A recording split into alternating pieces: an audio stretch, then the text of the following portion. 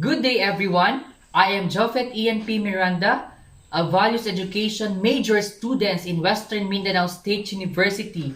Today, we're going to talk about lying, cheating, breaking promises, and stealing.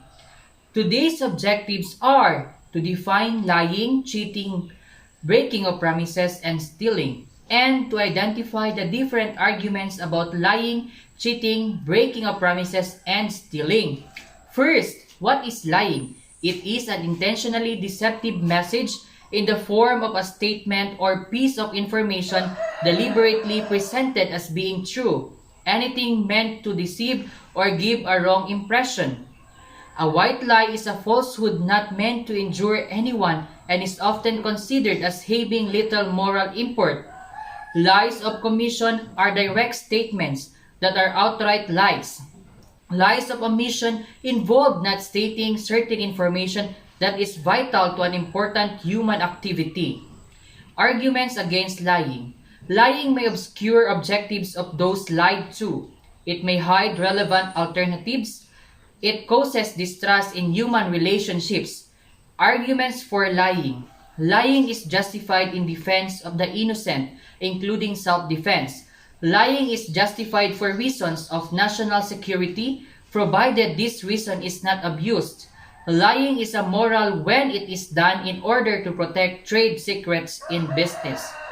Next is cheating. Cheating is deceiving by trickery, swindling, misleading, and acting dishonestly or practicing fraud. Arguments against cheating. Unfair and unjust to others. Falsified qualifications for professions, for example, will have a serious effect on everyone. Can affect the cheater's relationships with others. Arguments for cheating. The world is a dog-eat-dog jungle, one in which you must often cheat to survive and get ahead. Also, winning is everything, no matter how you do it. Everyone does it, therefore, why not cheat?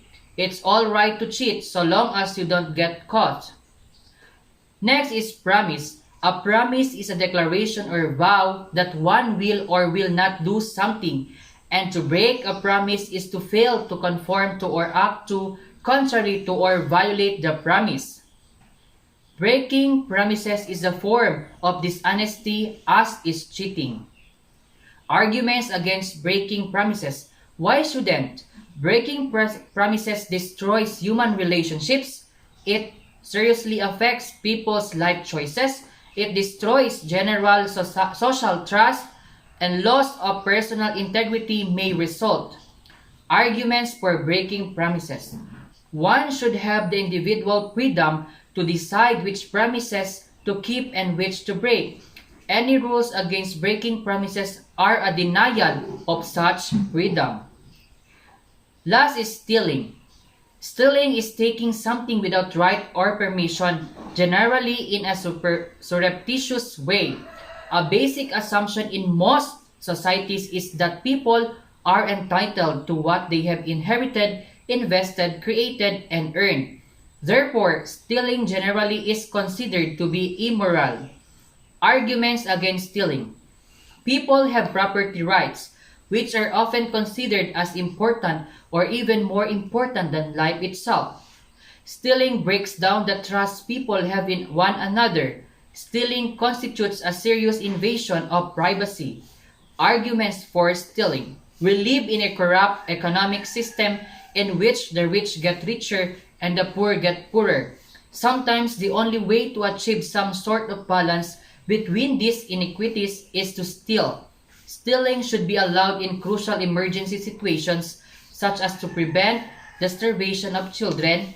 It is a way out for those who crave a life of thrills, adventure, and excitement. For non-consequentialist and consequentialist views, rule non-consequentialist views are opposed to any of the four acts at any time, and consequentialist and act non-consequentialist views. Act non-consequentialists would not necessarily take a stand for or against these issues unless they felt like doing so. Consequentialist theorists would accept any of the four actions if the greatest good consequences would result. That's it for today. Thank you for watching. God bless.